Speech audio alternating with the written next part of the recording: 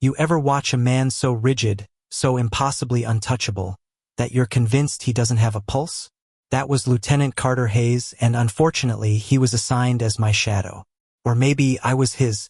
The academy called it partnership training. I called it punishment.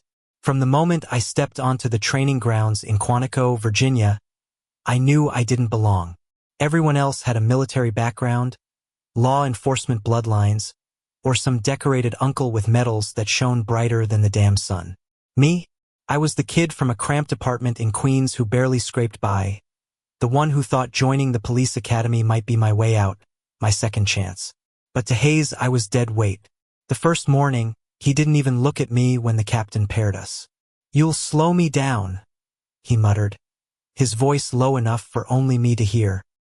His jaw was square, his shoulders tense under the gray uniform, and his eyes didn't blink once as he studied the horizon like I wasn't even there. I could have walked away. I could have begged for reassignment. But there was something in me, maybe pride, maybe stubbornness, that refused to let this man, this ice block of a lieutenant, think I wasn't capable. So I squared my shoulders, forced a smile, and said, "Guess you'll have to run faster then." He didn't smile. He never did. Not then. The days blurred into drills, obstacle courses, tactical training, and endless shouting. The instructors were merciless, but Carter was worse. He never raised his voice, never lost his composure, but every correction cut sharper than a blade. "Keep your stance tighter. Your aim drifts. You're 2 seconds too slow." He didn't just point out flaws, he made me feel them, branded them into me. And yet, somewhere in the mess of exhaustion and resentment, something shifted. It was a night drill, pouring rain, the ground turning into mud that sucked at my boots. My muscles screamed, my lungs burned, and when I stumbled over the last hurdle, I thought I'd collapse right there. But a hand grabbed my arm, steady and firm, pulling me upright. For the first time, Hayes looked at me, really looked. His eyes weren't just cold. They were searching, almost questioning. "You don't quit," he said, his voice quiet, almost grudgingly impressed. I laughed through the rain, bitter and breathless. "Sorry to disappoint you." That was the first crack. From then on, he didn't go easier on me, but he stayed closer. His corrections felt less like condemnation and more like guidance. Sometimes, late at night in the dorms when the lights dimmed and the other cadets snored, I'd catch him watching me. His gaze lingered too long, softened too much. I never called him out on it because maybe I wanted him to keep looking. But this story isn't just about the academy. It's about what came after the night a cry shattered the silence of our routine. We'd been assigned to overnight duty near a low-income neighborhood in D.C., running patrol drills. The streets were quiet, damp from a recent storm. Then, faint and fragile, we heard the cry of a child. It led us to a narrow alley, where a baby, no older than a few months, lay wrapped in a thin blanket, abandoned against a dumpster. My heart stopped. Hayes froze. I dropped to my knees, scooping the baby into my arms. The little thing was trembling, tiny fists flailing. "Jesus, who leaves a kid like this?" I whispered. Hayes stood rigid, his face unreadable, but his hands trembled when he reached to adjust the blanket around the child.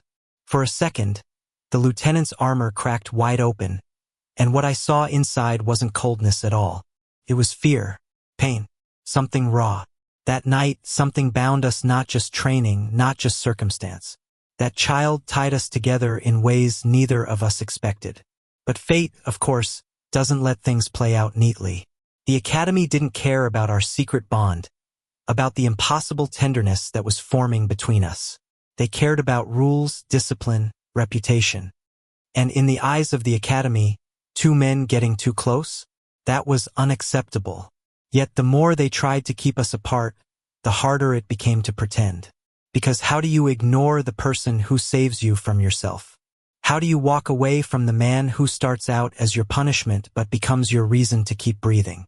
And maybe the cruelest twist of all, how do you protect a child when the world thinks the two of you shouldn't even exist together? The baby's cry had lodged itself inside my chest, echoing long after we carried him back to the academy infirmary. Regulations demanded we report him immediately, fill out a dozen forms, let the system swallow him whole. But when Carter walked beside me through the rain, his broad shoulders rigid and his eyes locked on the fragile bundle in my arms, I knew he wasn't going to let that happen. Neither was I. They called the baby Case 0 in the paperwork abandoned. No traceable family, a temporary case until the state stepped in. But to me, he was the first thing in months that didn't feel like a test or a punishment. He was real, fragile, human. When his tiny fingers curled around mine, I felt a warmth I hadn't felt in years. And Carter, I expected him to keep his distance, to dismiss it all as not our problem. Instead, he stayed. He lingered in the infirmary with me while the baby slept. He stood guard like the world might come crashing down at any second. His hands, the same ones that had corrected my grip on a pistol or forced me to climb higher, steadier, faster, now hovered protectively over a child no one wanted. "Why are you still here?" I whispered late that night, my voice low so I wouldn't wake the baby. Carter leaned against the wall, arms crossed, his uniform damp from the storm we hadn't fully dried off from. His eyes flicked to me, then back to the crib. "Because someone has to be," he said simply. For once, there was no edge, no command. Just truth. That was the night I realized Carter Hayes wasn't just cold. He was haunted. And the ghosts weren't his enemies, they were his own regrets. The following weeks blurred between training and stolen moments in the infirmary. The academy had assigned rotating supervision shifts for the infant until social services could process him. But somehow, Carter and I always ended up there together. Maybe it was luck. Maybe it was fate. Every time, I watched Carter soften in ways no one else would believe. He'd let the baby grip his finger, hold him steady against his chest, rock him with a patience I'd never seen in drills. His lips would press into a thin line whenever the baby cried, like he was reliving something he couldn't control. "Do you have kids?" I asked once quietly. His jaw tightened. His gaze stayed on the baby. No, but the answer came too quickly, too sharp, and I knew not to push. Meanwhile, training only got harsher.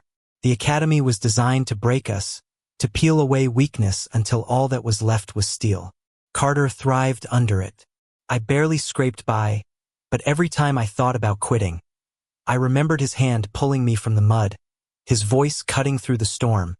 "You don't quit." One night, after an especially brutal obstacle course, I stumbled into the dorm shower, every inch of me aching.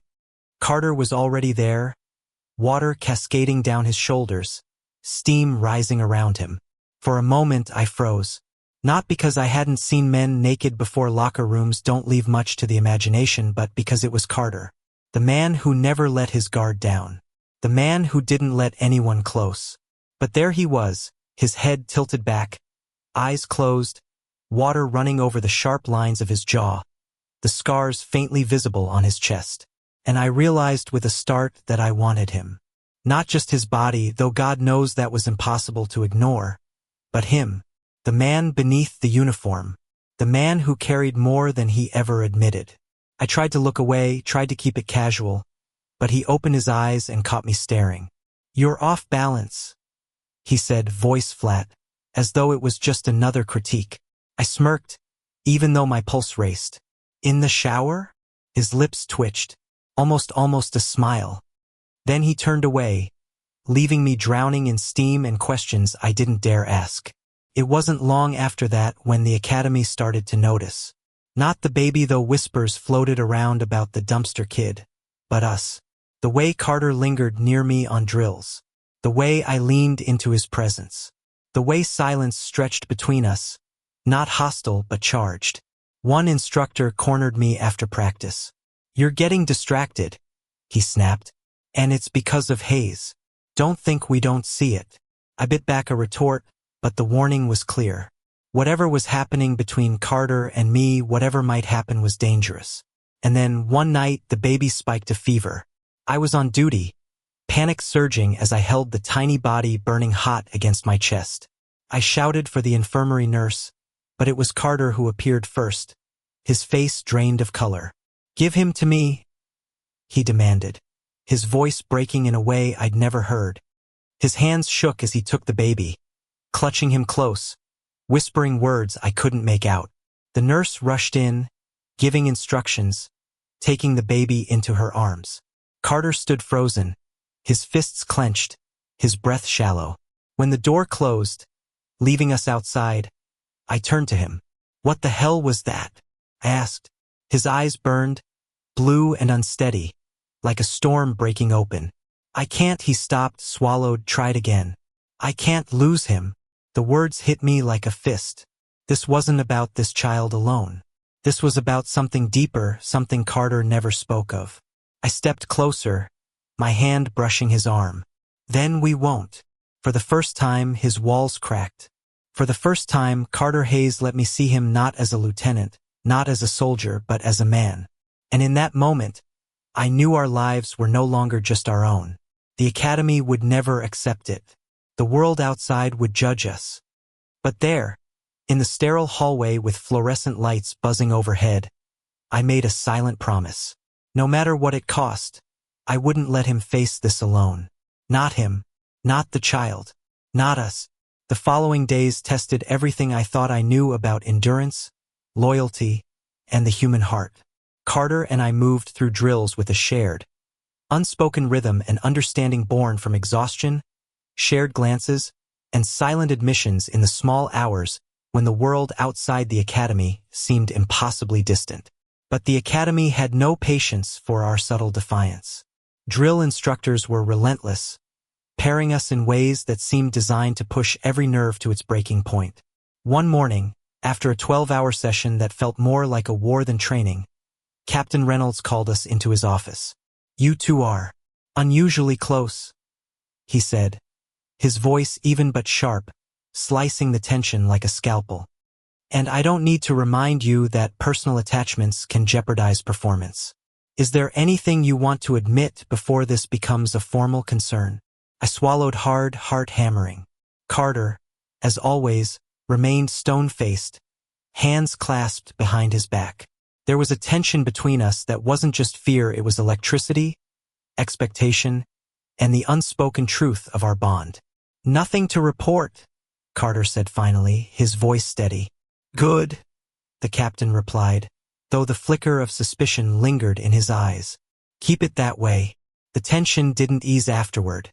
If anything, it sharpened, a constant reminder that every glance, every touch, every unguarded moment could be scrutinized. But somehow that danger only drew us closer. I found myself analyzing his movements, reading his expressions, anticipating his corrections, while he perhaps unconsciously started doing the same with me. Then came the night that changed everything. We were assigned a special simulation, a high-risk urban scenario designed to mimic real-life crisis response. The victim turned out to be an infant in a mock domestic emergency. I should have known this was meant as a drill, a psychological test to evaluate stress response. But the simulation felt all too real, and in my arms, I held the child as if it were the one from the alley weeks ago. Carter and I moved in tandem, covering each other instinctively. He shouted instructions, his voice cutting through the chaos, but there was something in the way he lingered near me, checking my posture, my grip, that made my pulse race. The adrenaline wasn't just from the drill, it was from the magnetic pull between us, unacknowledged but undeniable. "Focus," he barked, but his eyes betrayed a vulnerability I rarely saw. I nodded, keeping the baby steady, pretending not to notice the way his hand brushed against mine as he adjusted my stance. By the time the drill concluded, I was drenched in sweat and adrenaline. The instructors were praising efficiency and control, but I barely registered their words. All I could think about was the way Carter's shoulder had pressed against mine, the way his eyes had lingered far longer than necessary. That night, alone in the dorms, the weight of everything we'd experienced came crashing down. I lay awake, listening to the hum of the air conditioner, thinking about the baby, the academy, and the impossibility of what was growing between us. And then, unexpectedly, a note appeared on my desk. It was simple: "Meet me outside. Midnight, by the training yard." My heart raced. Carter never sent notes. He didn't take risks, but he had. I slipped into my uniform, heart hammering, and made my way through the darkened halls, careful to avoid the night patrols. When I arrived at the training yard, the moon casting silver across the obstacle course, he was already there. Standing perfectly still, hands in pockets, his expression unreadable. "You came," he said softly. "I did." Silence stretched, heavy and charged. The baby's blanket, a symbolic tether, rested in my backpack, unused but ever-present in my thoughts. "I can't pretend anymore," Carter finally admitted, his voice breaking the careful control he always maintained. "This isn't just about the child. It's not just about surviving the academy. It's everything I've been trying to ignore." I stepped closer, compelled by the confession, by the honesty I had never expected. "I feel the same," I whispered. Then, like the culmination of weeks of tension and restraint, our lips met. It wasn't gentle, it was urgent, desperate, and everything we had both denied for so long poured into that single contact. The world around us, the academy, the obstacles, the drills, the rules faded into irrelevance. All that mattered was the connection, raw and undeniable, burning brighter than any fear. But passion, no matter how intense, cannot erase reality. The next morning, we were back in uniform, the baby safely in the infirmary, and every glance from instructors reminded us that our secret was a liability. Carter's stoicism returned, though now softened with the memory of what had passed. Then came a call that changed the game entirely. Social services had traced the child's background. A distant relative, someone legally entitled to custody, wanted the infant immediately. They had paperwork, lawyers, and bureaucratic insistence that could not be ignored. I felt the world collapse around me. Weeks of connection, of care, of building a fragile family unit could vanish with the stroke of a pen. Carter and I met in the hallway outside the infirmary, tension slicing through the air. "We can't let them take him," I said. "You know we can't fight the law," Carter replied, jaw tight, fists clenching. "But we can figure something out." And that's when we realized, the academy, the law, society itself, none of it was going to bend easily. But our bond, and the child's place in our lives, wasn't negotiable. We devised a plan, subtle and cautious, using every ounce of ingenuity we had. Late-night visits, meticulous documentation, quiet negotiation with social workers, and most importantly, the undeniable connection that forced us to act as one. Every risk carried consequences. If we were caught, our careers could end before they began, and worse, we could lose the child entirely. But as days passed, and the tension ratcheted higher, I noticed a transformation in Carter that I had never expected. His rigidity softened further. His humor, dry, sarcastic, almost cruel in its timing, began to surface. He laughed at little things, small absurdities in training, and I realized I was laughing too. Against all odds, we were finding moments of joy, intimacy, and tenderness. There were nights when I would lie awake, thinking about how fragile this all was, how easily it could shatter. Yet every morning Carter was there, at my side, silent, strong, unyielding, and somehow, despite everything, entirely human. And then came the moment I knew nothing could ever undo what had begun. A drill had gone terribly wrong. A simulation error, a miscommunication, a minor injury that could have been catastrophic. I rushed to the infirmary, heart in my throat, only to find Carter already there, pale and tense, watching over the child like a guardian angel. His hand hovered protectively, and when I approached, his eyes met mine. A silent question, "Are you okay?" I nodded, swallowing the lump in my throat. "We'll be okay," I said, but the words felt small against the storm of emotions. He reached for my hand, and for the first time we didn't hide it. Fingers intertwined, thumbs brushing lightly. No words were needed. In that contact, there was a promise, an understanding, a shared determination to survive not just the academy, but everything that threatened to pull us apart. And in that moment, with the child sleeping peacefully between us, I realized something profound. We weren't just cadets, weren't just caretakers. We were a family, fragile, unlikely, but bound together by choice, love, and the unbreakable threads of fate. The academy would continue to test us. The world would throw obstacles in our path. But in that quiet, stolen moment, we knew that no matter what came next, we faced it together. The following days were a storm of bureaucracy, secrecy, and careful maneuvering. Social services, legal documentation, and the Academy's rigid oversight threatened at every turn to separate us from the child who had unknowingly tied our lives together. But Carter and I had learned the language of patience and subtle defiance, the art of moving without being noticed, while never letting go of the fragile life that had become the center of our universe. One afternoon, after weeks of whispered negotiations and late-night strategy sessions, a social worker finally approached me with a tentative smile. "We've found a solution," she said. "Temporary guardianship can be granted to 2 responsible adults who demonstrate a stable environment. There's paperwork, of course." I felt the tension in my chest ease for the first time in weeks. Carter, standing silently behind me, exhaled, a rare release of the rigid control he had carried for so long. When we left the office, the baby nestled safely in my arms. Carter's hand found mine instinctively. No words were necessary. The connection was stronger than any declaration, more powerful than any legal document. Back at the academy, our training continued, but the rhythm had shifted.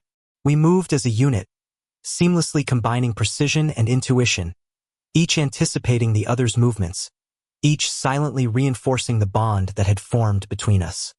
Fellow cadets noticed the change, whispers of camaraderie and admiration floating through the halls, but no one dared challenge the quiet intensity we now carried. And yet, it wasn't just about survival and competence anymore. It was about love, the kind that thrived quietly in the spaces between drills, in the stolen moments when the child laughed, in the late-night conversations where no uniforms existed and only our hearts spoke. One evening, as the sun dipped low behind the distant city skyline, painting the training fields in shades of gold and crimson, we found ourselves walking together, the baby swaddled securely between us. Carter broke the silence first, his voice soft, almost vulnerable. "I never thought I'd feel like this," he admitted. "About anyone, about anything." I looked at him, warmth spreading through my chest. "Me neither. But here we are." He glanced at the baby, then back to me, the storm of unspoken emotions finally surfacing. "We've survived the academy, survived the rules, survived ourselves. Maybe it's time we let ourselves be happy." The words were simple, but in them was the weight of every trial we had endured, every correction, every drill, every tear, every fear. I smiled, brushing a stray lock of hair from his forehead, marveling at the man who had once been untouchable, untamed by compassion, now softened by love and responsibility. "We deserve it," I whispered, pressing my forehead against his. And in that quiet, fleeting moment, the world outside ceased to exist. There was no academy, no bureaucratic threat, no societal judgment. There was only us, and the tiny life that had woven our fates together in ways neither of us could have predicted. The baby stirred, cooing softly, and Carter's expression melted into one of pure, unguarded joy. I watched him cradle the child, his movements tender and protective, and I realized that the man who had once seemed so cold and unreachable had become my anchor, my partner, my family. That night, we returned to our shared dorm for the first time without the weight of fear pressing on our shoulders. The baby slept between us, a symbol of hope, resilience, and the improbable bond that had formed against all odds.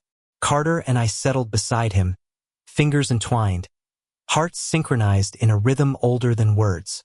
"Promise me something," Carter murmured, voice husky in the quiet room. "Anything," I replied. "Promise me we won't let the world break us. That will protect him. That will protect us." I pressed a kiss to his temple, feeling the heat of his skin, the steady rise and fall of his chest. "I promise," I said, and in that promise there was truth and hope and love, the kind of love that thrives not despite hardship, but because of it. Weeks turned into months. The baby's guardianship was formalized, and the Academy eventually recognized, grudgingly, the strength of our unit. Our reputations as cadets soared. We were no longer just competent trainees, but a pair whose determination, discipline, and subtle leadership could not be denied. Yet no accolade mattered as much as the simple, stolen moments we shared reading bedtime stories under dim lamplight, laughing at small victories, or simply holding each other close in silence. Each day was a reminder that love, once earned, could be both fierce and gentle, demanding and liberating. Carter's smile became more frequent, his sarcasm lighter, and his laughter, when it came, was infectious. I reveled in these moments, watching the walls he had built around himself crumble, brick by brick, until only the truth remained. He loved, he protected, he belonged. And I loved him, fiercely, irrevocably, without hesitation. The Academy grounds, once a place of strict discipline and relentless expectation, had transformed in our eyes. They were now the backdrop of our love story, a testament to endurance, courage, and the fragile, luminous beauty of connection. On a quiet evening, standing together at the edge of the training field, the baby cradled safely, I realized something profound. Life would continue to test us, to push us, to demand sacrifices. But we had faced the impossible and emerged stronger. Not just as cadets, not just as caretakers, but as a family bound by choice, love, and the unyielding threads of fate. Carter's hand found mine, our fingers lacing together naturally. "Ready?" he asked, eyes bright with anticipation and warmth. "Always," I replied, pressing my forehead against his, feeling the steady strength of his heartbeat. And together we walked forward, the horizon wide and inviting, carrying with us the child who had tied our fates, the love that had blossomed amidst trials, and the unspoken certainty that whatever came next, we would face it as one. Because sometimes, the most unlikely beginnings, a harsh academy, a cold lieutenant, a child abandoned in an alley, can lead to the most enduring love. And for Carter, for me, and for the small life that had changed everything, the future was ours to claim. The city lights shimmered in the distance, the Academy quiet in the settling dusk, and for the first time, we allowed ourselves to believe in a happiness we had fought so hard to earn.